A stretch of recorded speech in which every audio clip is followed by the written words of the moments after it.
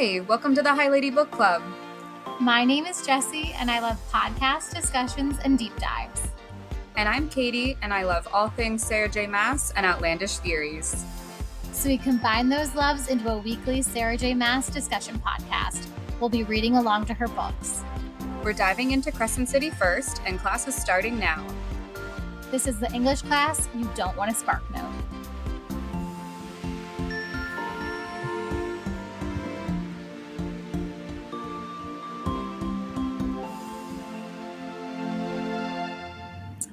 Welcome to the High Lady Book Club.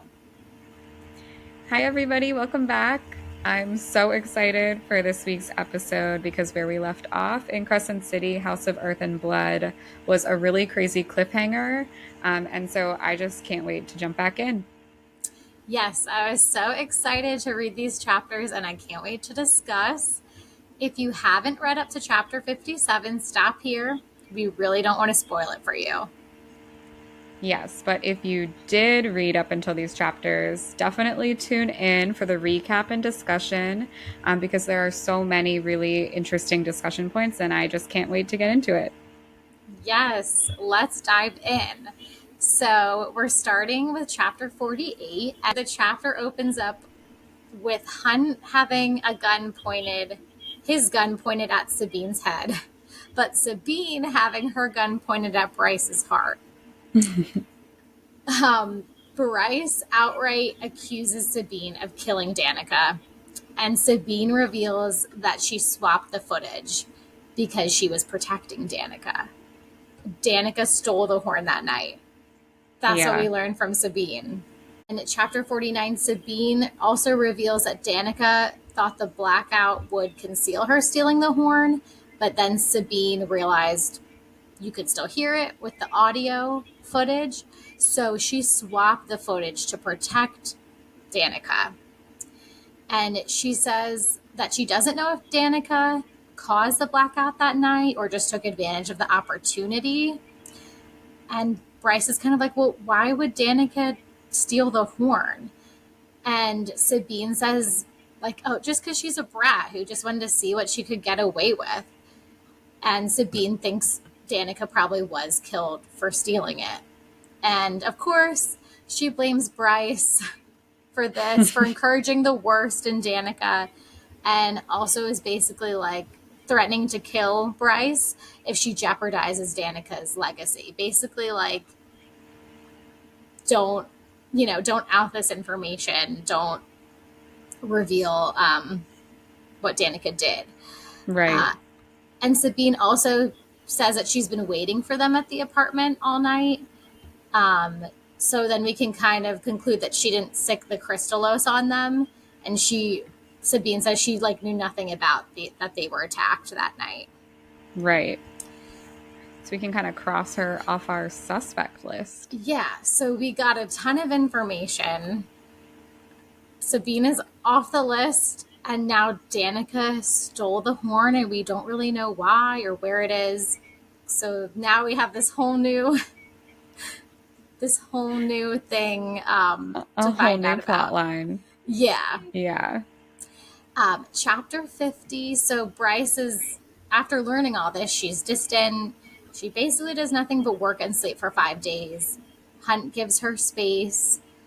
Rune ends up showing up at the gallery, and he shares that he learned the crystallos was made from the blood of the first starborn prince and the essence of the Star Eater himself. And he got this information from that Medwitch, the one who we still don't know what her name is, the one that's been around all this time. Right. And he says that he also learned from her about this new drug that's a synthetic healing magic, capable of healing at rates nearly double to first light. It's never been tested on inanimate objects. So he's thinking maybe this could fix the horn. Then a little otter in a reflective yellow vest shows up. I love the otters. Yeah, a little cute, fun part in this tragic story. It's from Therian. The message says that he found a body in the Eastros that looked like it had bite marks similar to the ones from the crystallos, with clear venom that was found in the body as well. And that this body was found the same night that Hunt and Bryce were attacked. So thinking Right. it could have been from the same Chrysalis demon. And he also says that they had found 2 other bodies with identical wounds around the same time of Danica and the Pack's deaths. So, yeah, we're kind of getting like the Chrysalis has been around all of these deaths and attacks. Right. So Bryce is kind of thinking the Chrysalis couldn't have been what killed Danica. Like, Danica was in pieces. These bodies were found in the rivers with bite marks. It's a completely different, way of death. So it doesn't seem to be adding up. Yeah, exactly. So Hunt and Bryce are kind of theorizing that maybe something else came through when the Chrysalis was summoned. We're still not really sure. Right. And chapter 51 was pretty interesting. Yes, I love this chapter. It was pretty cool. This is when Bryce summons a demon to her apartment.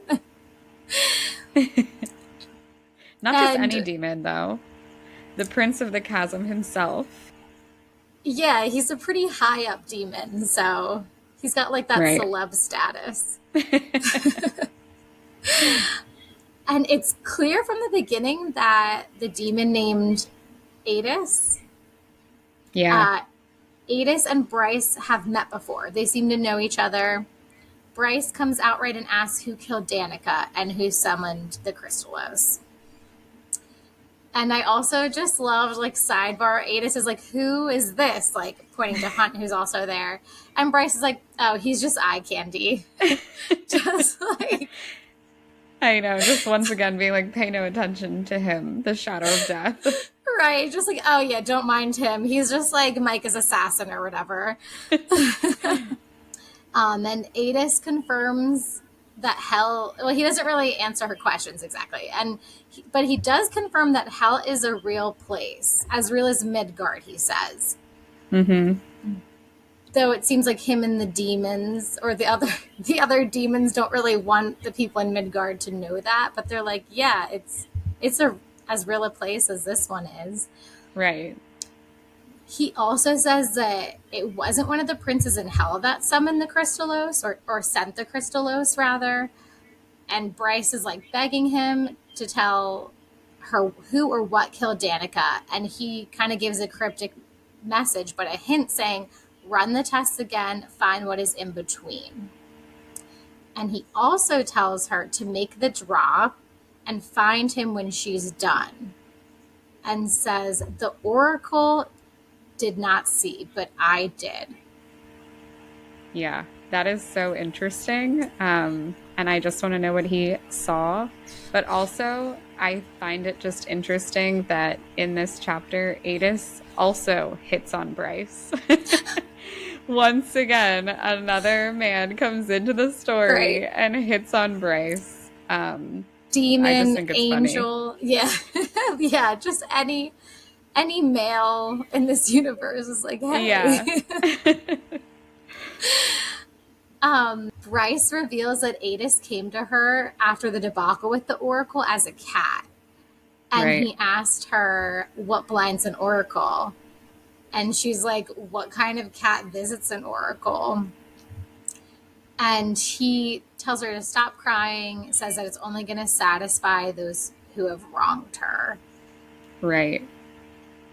So he kind of seems friendly to her and on her side of things. And that conversation took place after he saw whatever her future held.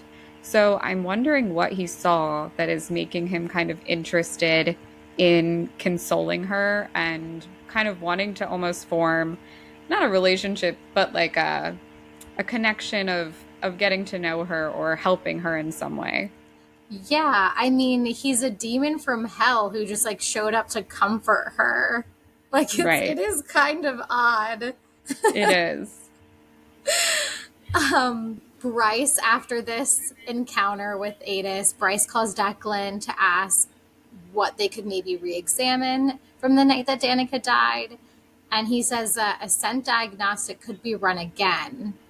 And Bryce discovers that there is actually a more advanced scent test with it that's using Fae technology, that the Fae lent out for major cases, but her father, the Autumn King, gave a direct order not to lend it out for Danica's murder investigation. He said that the Fae should stay out of it. Yeah, that's sketchy. Sketchy. And so, chapter 54, Bryce, the rash, like emotional person she is, just goes straight to the Autumn King's residence in Phiro. She's like at the gates demanding to see him, hunt Sarah as well. But Rune shows up and he's like, this battle isn't worth it. And he also says like that he's sorry about what happened, like Danica and what happened. And Bryce tells him to never say her name again and runs off. And like there's still this, they still just have this relationship that still seems very like broken right now. Yeah. There's a lot of tension between them. Yeah. Bryce is of course like super upset. She goes to a whiskey bar, she's taking shots, and she hasn't drank like this whole time since Danica died. So it's kind of like okay, yeah, she's like ready to go on a bender. Hunt shows up with a tonic for her leg that is still like wounded from the night that she was attacked by the Crystallis when Danica died. And he's kind of like, if you want to get stupid drunk, like I'll sit here with you while you do that, but that's not the right way to handle it. And it's kind of like that friend that you're like, yeah, I know, but like I'm struggling right now. I don't want to hear your good advice. Now is not the time for the voice of reason. Thank you very much. Right. You're like, I just want to drink my sorrows. Just leave me alone. And kind of in that same vein, Bryce is in a very indignant mood. And she's like, what about like Shahar? How would she feel about the way that you were like manhandling me the other night? Like referring to when they were kind of nuzzling up on the roof before Sabine interrupted. Yeah. And of course he's like upset by that and it's like, I'll see you at home. Bryce returns like shortly later. It feels really bad about poking at that wound that he has about Shahar. She starts to make him dinner as a like an apology meal. And she also mentions that she went to the storage unit that had some of Danica's belongings to re-examine like for the scent test and maybe just re-examine for clues. Right. I also thought it was interesting. Bryce kind of starts to share more with Hunt, saying that even before Danica's death, that she was kind of a mess. And we also learn more about what led to that motorcycle crash. Yeah, we finally get the story. Yeah. Danica was trying to free animals from an illegal animal trade. Obviously, it went bad. And then Bryce says that she killed the veneer that shot Danica. And Bryce also notes how Hunt referred to her apartment as home earlier and tells him that if they do somehow solve the case that he can live there with her and that like he has a place there basically. Yeah. Which was sweet. Yeah, that was nice. Yeah. And Bryce also does have this like dream, or maybe it's real, it's not really clear, later that night where a cat is sitting on her dresser and the cat says that Bryce is the Autumn King's only daughter and tells her to make the drop and then come find her so they can finish this. Yeah, I kind of don't think that was a full dream. It has to be, maybe he can come visit in like a dream state or something and he's just finishing up, you know, their conversation from earlier. Yeah, it wasn't really clear, but Right. I could see how she was just tired and is kind of like, did that happen? Right, right. But it sounds, I mean, it was basically Adis like kind of reiterating like, do what I told you. Make the drop. Yeah. Yeah. Chapter 53. This is just like a little side note. I loved that Bryce and Hunt are binge watching this reality show about a bunch of young, hot veneer working at a beach club in the Coronal Islands. It reminded me I of shows know. that I like to watch. Yeah, what's that one? You like Below Deck? It kind of felt like that, but on an island. That's exactly what I thought of. I'm a huge Below Deck fan. But I especially love that at first Hunt like refused to watch it with her, but by the end of the first hour, he was the one pressing play on the next episode. And that I just feel like that's like every boyfriend and every brother and every Yeah, dad who's like standing in the background, and then like by the end of the episode they're on the couch and they're like, what's going on here? Like they start to really get into it. I know, it's so true. I love that there's like still those fun things sprinkled in. I feel like we need them with how like dark and How intense a heavy lot and of dark. things. Yeah, Yeah. and it's fun that they're so relatable because it's present day. Like it just adds another element of um comedy or whatnot because you can kind of relate to it. Yeah. It's fun. But unfortunately, the chapter ends with Micah. Like, we're always just brought back to like something awful. And back to hating your life. Back to the fact that you're a slave and made to kill people. Hun gets a call from Micah saying he wants to see him alone in 15 minutes. Chapter 54, Micah is super pissed that Faye tests are being run on old evidence. And also Sabine called him to rip his head off, saying like, why was I a suspect in my daughter's murder? Right. Micah is reminding Hunt that the summit was only in 2 weeks. He's basically like, get the job done. And oh, by the way, Sandriel's been asking about you and Bryce. And she's actually made me a few generous offers to trade. I haven't agreed, but don't make me reconsider. Yeah. Damn. Yeah, it's definitely like worrisome.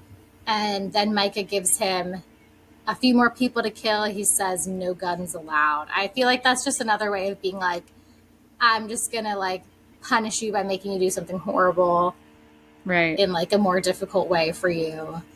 Um, and Bryce is also texting Hunt to check in. He doesn't really tell her what's going on or where he's going, what he's doing. So she hasn't heard from him for a while. He turns off his phone. She's getting like extremely worried as the night's gone on and she hasn't heard from him. And she calls Rune like in a panic. But then as soon as she starts to call Rune, Hunt walks in the door dressed in his like helmet. She's like, oh my God, what happened? He's like covered in blood and he just like ignores her. And she's just like, I feel like I don't know who this person is. Like I don't recognize this part of him. And then Hun is like in the shower for like an hour, just like sitting in scalding hot water. Yeah, we've seen him do this a couple times. It kind of seems like his own way of punishing himself for what he does. He like puts it on unbearably hot water to the point where his body has to like heal him while he's in there because of his fast healing abilities. So it's like constantly healing and burning and healing and burning, and it sounds very torturous. Yeah, yeah, like his own form of punishment. Exactly.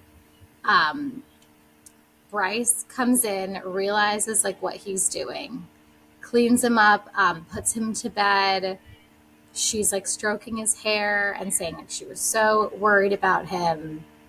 He asks her to stay with him, and so she does until he falls asleep. Yeah, this is one of my most favorite chapters in this probably series.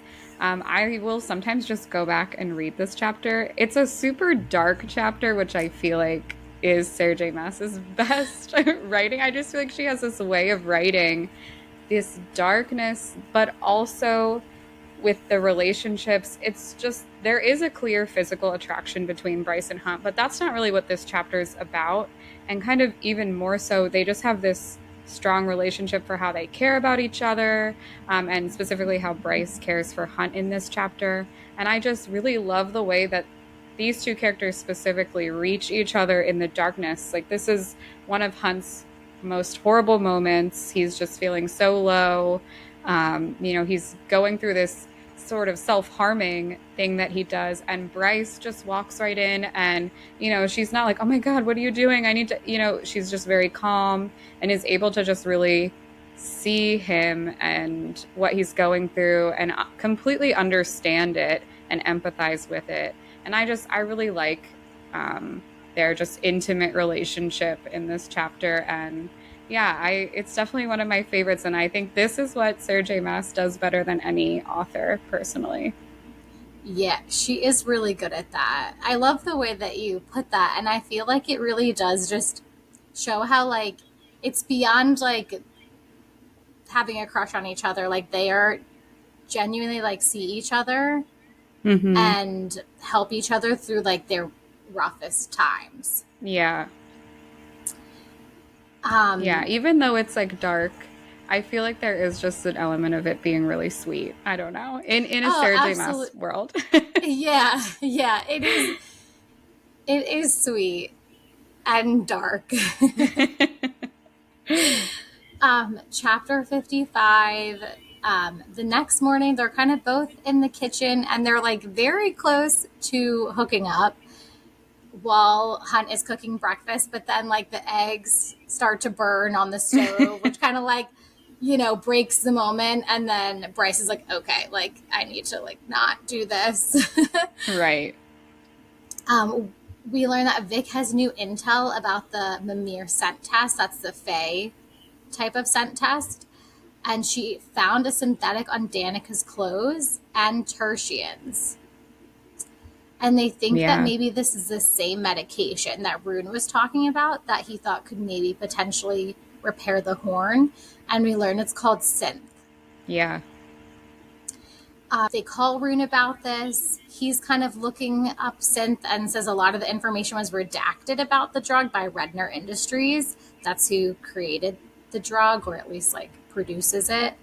But obsidian salt is listed as one of the ingredients. So they're Mm-hmm. thinking, we know obsidian salt is one of the things that can summon a demon. So maybe synth is also be like used to summon a demon. Mm-hmm.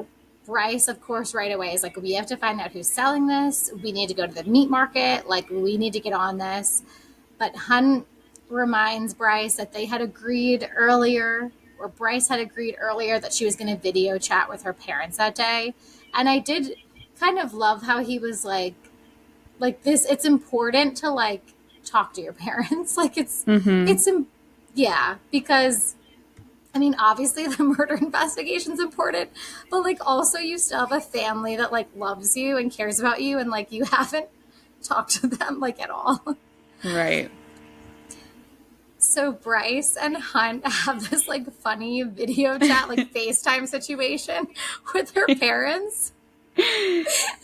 I love that she like introduces him as Aki. I know. She's like, "This is my new roommate," and right away, her dad, Randall Salago, her like adopted father, kind of recognizes Hunt and is like, "Bryce, when were you going to mention that your roommate is Micah's assassin?"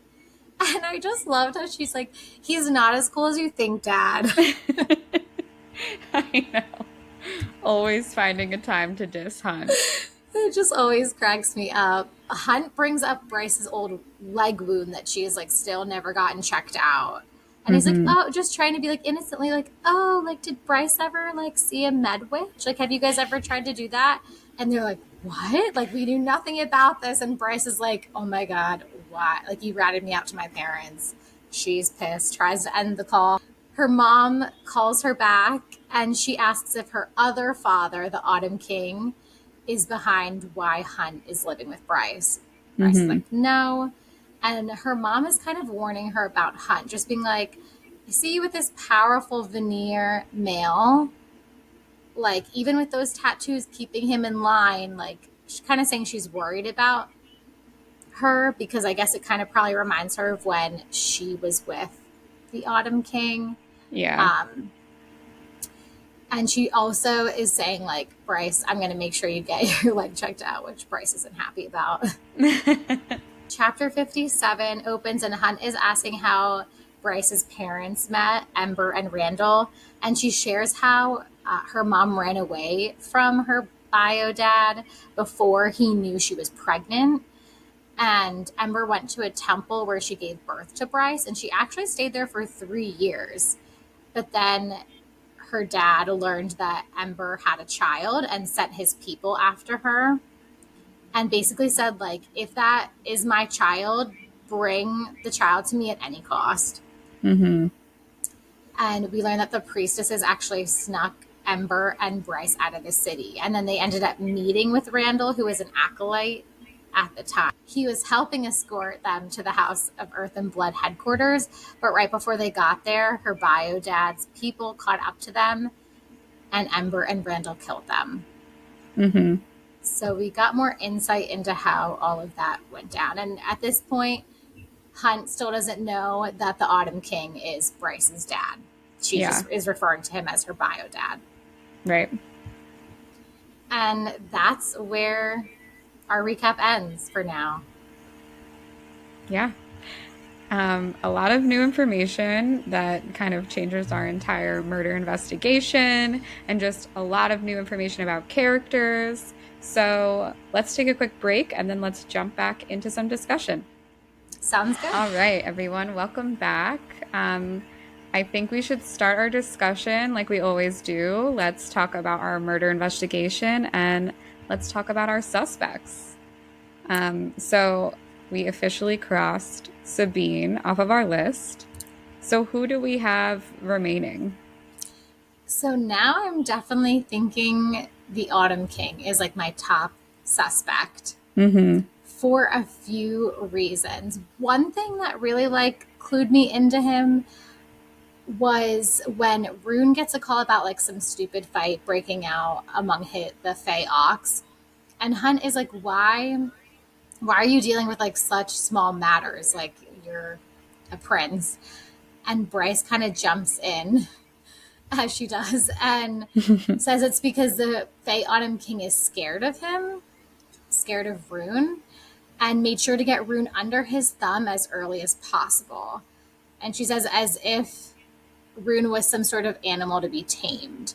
Mm-hmm. And she also adds that the Fey Autumn King was alive the last time a Starborn prince appeared, and asks if Rune ever asked what happened to him and why he died before he made the drop.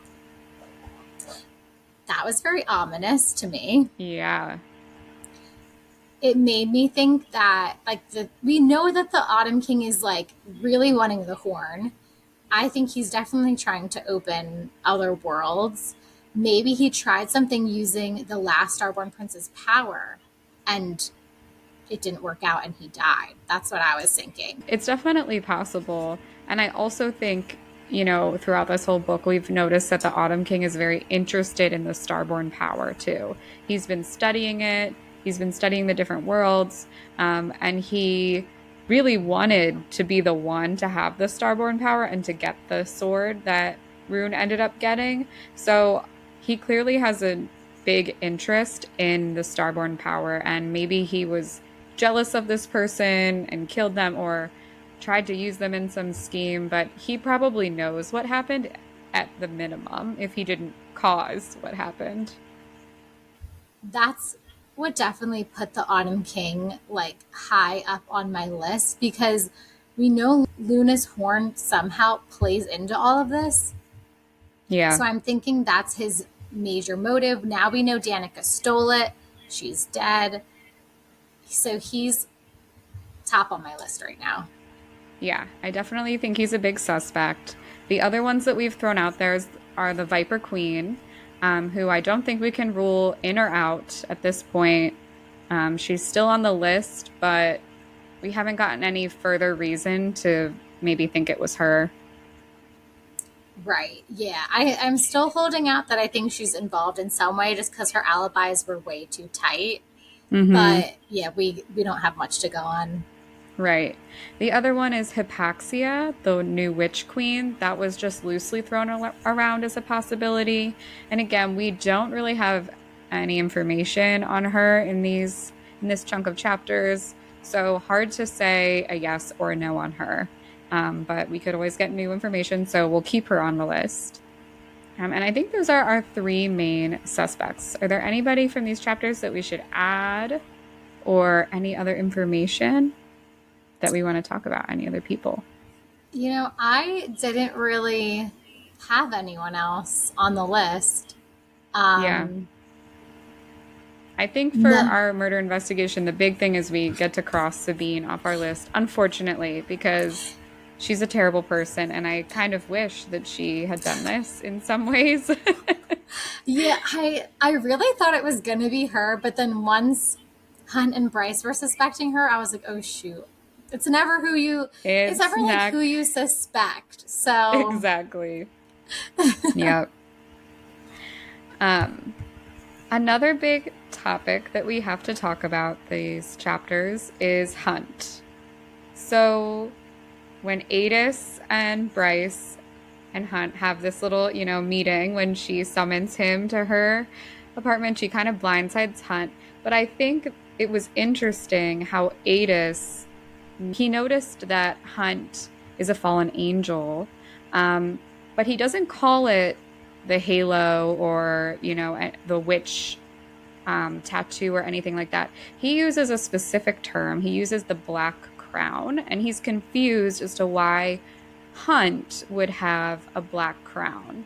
And I think it's interesting that he uses this term because typically a crown would suggest power, but actually it does the opposite. It takes away his power.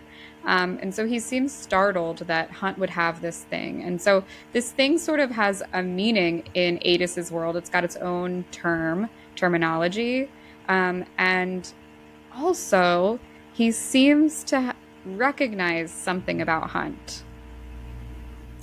yeah, I feel like again it's coming up like similar with the Oracle and now Adis.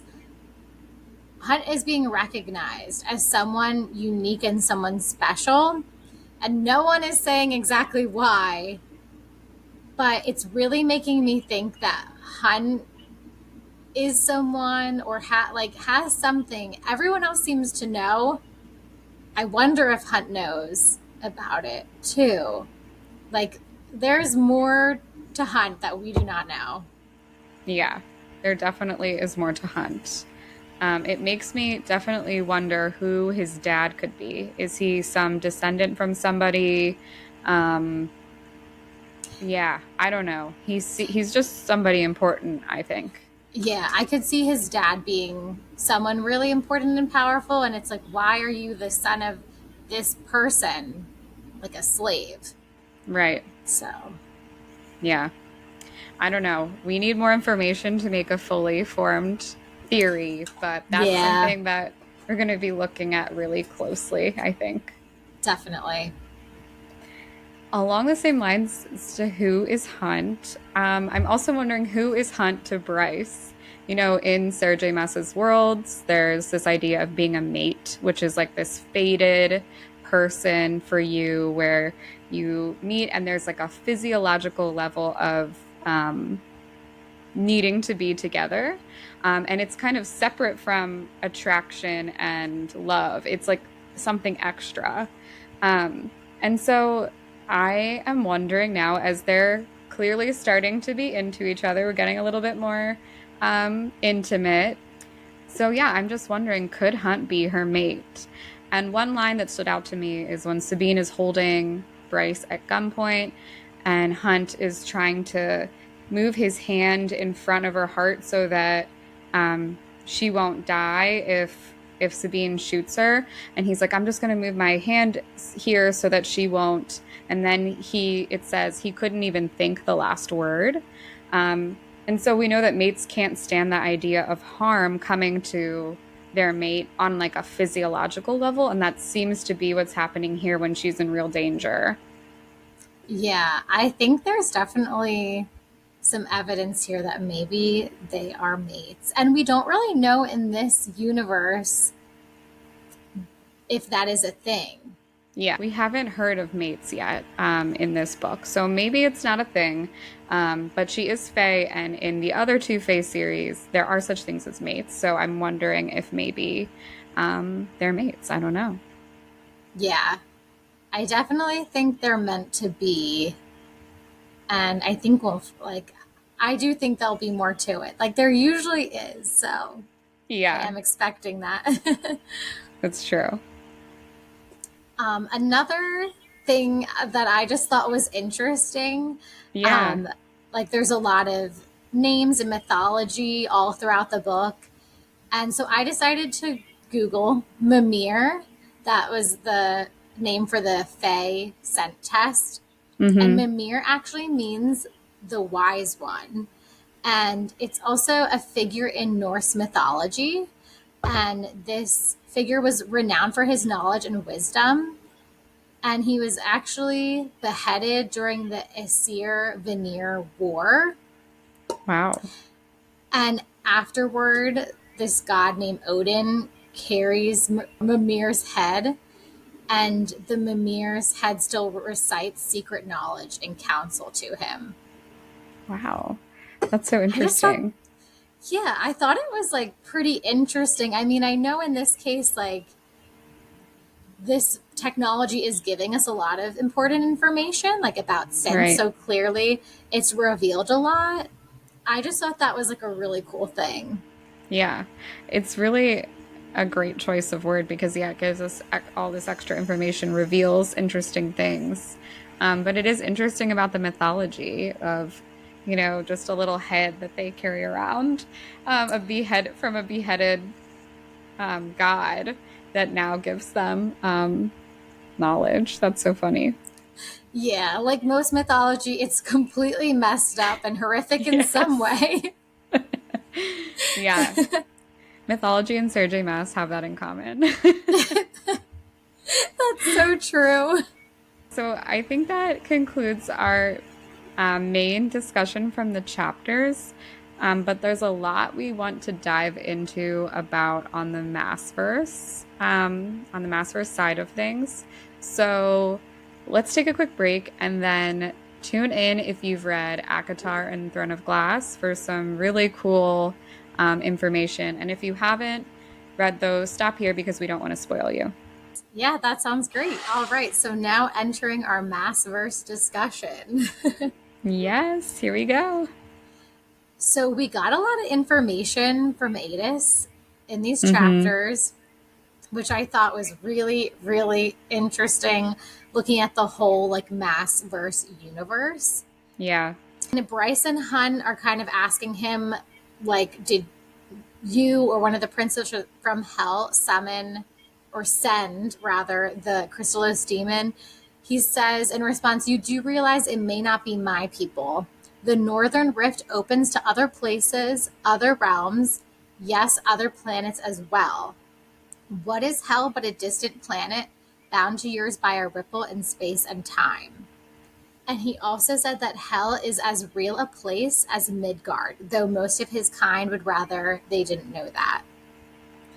Yeah, I definitely think that information there is kind of confirming this idea that there are other universes out there, and they can be reached, which again, we kind of know from when Aelin is falling through the world, and there's been other allusions to that, but here he is kind of confirming that um, as a fact. Yeah, like he straight up says the Fae, the Shifters, and many others came from their own worlds. The Mm-hmm. universe is massive. Some believe it has no end, or that our universe might be one in a multitude, as bountiful as the stars in the sky or the sand on a beach. Very poetic from this Yeah. demon prince. Yeah, it's super interesting. This idea of the multiverse. We've seen it done in TV shows with Marvel. There's this multiverse. And it's interesting because during COVID, Sarah J. Maas did really enjoy watching the Marvel movies. So I kind of wonder if she pulled from that as inspiration. But there clearly is kind of this idea of a multiverse going on within um, Crescent City and Midgard and the Maasverse, if you will. Yeah, like I feel like when I was reading, well, Throne of Glass, I read, and then I read Akatar, and I felt like I kept picking up these pieces of like, oh, I wonder if this connects. Well, I mean, I guess What did I read? What did I read first? I read ACOTAR first. Oh, yeah.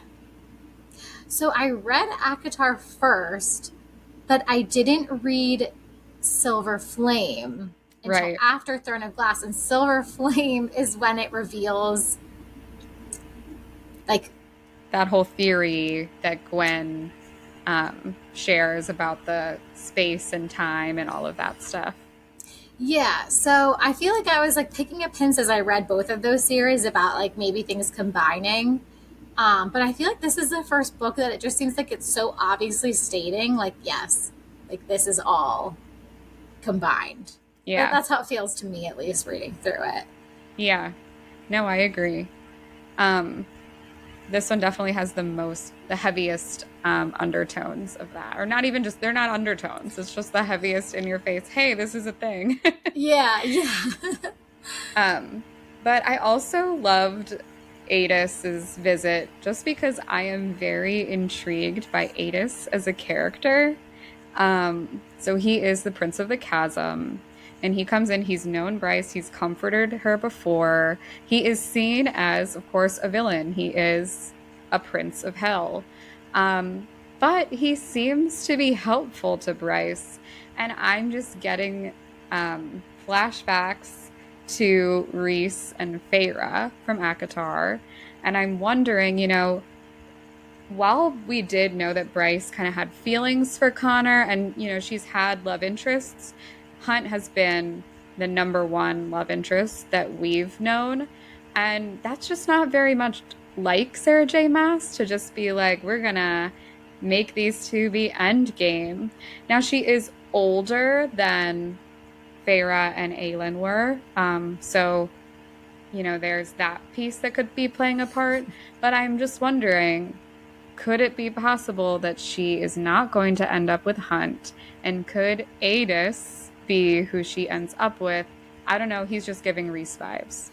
Ooh, interesting. That didn't even cross my mind, but I can totally see how that could be a thing because I did catch myself wondering. I'm like, is Hunt endgame? Because I do kind of know how the other series have gone. It's Mm-hmm. usually not the first love interest, but then in my head, I'm like, because I kind of want it to be Hunt, at least right now. And I'm Yeah. like, oh, maybe Connor was like the first one. But like, also like Sam wasn't the first for Right. Aelin or Selena. Then there was like, Dorian and Gale. So like, I can totally see how Hunt maybe it could be Adis. I mean, he has those dark like I'm gonna help you vibes. Like he seems bad, but then he's like good. So I can see that maybe happening. I'm really like loving Hunt though, so I don't really want it to, but who I knows? know I'm loving the connection between Bryce and Hunt, and I want to think that they are endgame. I do. I think that there are signs, like we just talked about them being potentially mates. I do think that's a big possibility, but I don't know. I've been burned before. I really Yeah, liked Tamlin. yeah. I was like, yeah, I thought Tamlin was great. I mean, until the second book, and Right. then even Dorian and Kale, like I both liked it at the time while it was happening. I know. And I loved Sam. Oh my Oh my gosh. god. Sam. Yeah. You can't not like Sam, I I think. know. Yeah. So I don't know. I mean, I ultimately do think Hunt is um end game, but I think Adis comes in here and he's stirring the pot a little bit. I will say that. I think that's an interesting possibility. It's something to think about. Yeah, definitely. So I also wanted to talk about the Starborn sword. We learned a lot of really interesting information about it in these chapters. So we learned that the Starborn sword that Rune wields is actually a part of a pair, or was a part of a pair. There was a long bladed knife that was forged from the iridium mined from the same meteorite, which fell on their old world, the world that the Fae had left to travel through the Northern Rift and into Midgard. So maybe like the original Fae world that this came from. But the knife was lost eons ago, and even Fate archives have no record of how it might have been lost, but it seems to have been sometime during the First Wars. Yeah. So this is really interesting because, as we know, the Starborn Sword, we have a theory that this is actually Gideon from Akatar. And we learned something about a prophecy, right? Yes, so the prophecy said that when knife and sword are reunited, so shall our people be. So I'm Yeah. thinking, like, our right now, maybe they're in two different worlds. Maybe when they come together, I mean, that might literally be bringing the people together, the Fae together. Yeah. That is really interesting. It does feel like maybe a direction this book could be headed or something, a prophecies for what could come. And that is an extra element of interesting because we have heard of a knife in Akatar, and that knife is Truth Teller. And so Truth Teller is Asriel's knife, um, and it has these powers to kind of help him get people to tell the truth, right? Or that he can tell when someone's lying to him. Something along those lines. We're not 100% sure what. It's never really been fully confirmed, but those are some thoughts. And that just begs the question, who is Asriel? We know he's a shadow singer and he can merge into shadows and move throughout them. And also, very specifically in the book, it says that he doesn't winnow the way that Rhys does, the way that Rhys and Feyre can. He has a different way of traveling, and it's sort of through the shadows. Um, and I'm just wondering, could this be related to the Dusk Court? And he seems to have powers similar to Rune. Yeah, they definitely seem to be paralleling each other a lot. Mm-hmm. And we also know that his father was an Illyrian lord and he was born a bastard. And we know that he saw his mother once a week, so he knew who his mother was. But we don't really know much at all about Azriel's mom. But we do know that she was friends with Rhys's mom. And so that makes me wonder, was she somebody somewhat important to have known Rhys's mom? Um, Ooh, interesting. Maybe they're like cousins. Yeah, maybe they're cousins. I don't know what the deal is. And then here's the other thing. So I'm kind of thinking, could Azriel be related to Bryce and Rune? But also, we learned about Hunt's scent in these chapters, and again, scent has a lot of foreshadowing meaning. We are in our clown car, thinking that Bryce's scent is suggesting that she's part of this dust court. So jumping in another clown car, Hunt's scent is rain-kissed cedar, and Asriel's scent is night-chilled mist and cedar. So there's some similarities there with this idea of weather. We've got mist and rain and then cedar. Maybe Sarah J Maas just likes that scent and it's manly. Very possible. I like the smell. Um, Actually, Jessie recently got a candle. This little guy. Courtesy of Katie for my birthday. So thank you. Yeah. Love these. Shout out to Briarwick for Yes, once again. for creating something we can actually smell, which Yeah, smells really good, by the way. I know. I really liked that one. But yeah, I don't know. I just wonder if maybe they could be in some way related. Um, I don't know. They're also both bastards. Maybe they just are some way fated to do something or together or are similar parallels in these two worlds. Or maybe they could be related somehow. Yeah, I could see. I mean, their scents are really similar, and Mm-hmm. yeah, they're both bastards. They both have wings, which I know like a lot of characters do, but I don't know. Just another similarity. Yeah. And Hunt has gray wings, which doesn't quite fit in with that stark white wings that the most of the other angels are described as having, although not all of them. have white wings, so maybe that's just a coincidence. But I definitely think there's something going on here with Azrael and Truth Teller and the Star Sword, aka Gideon.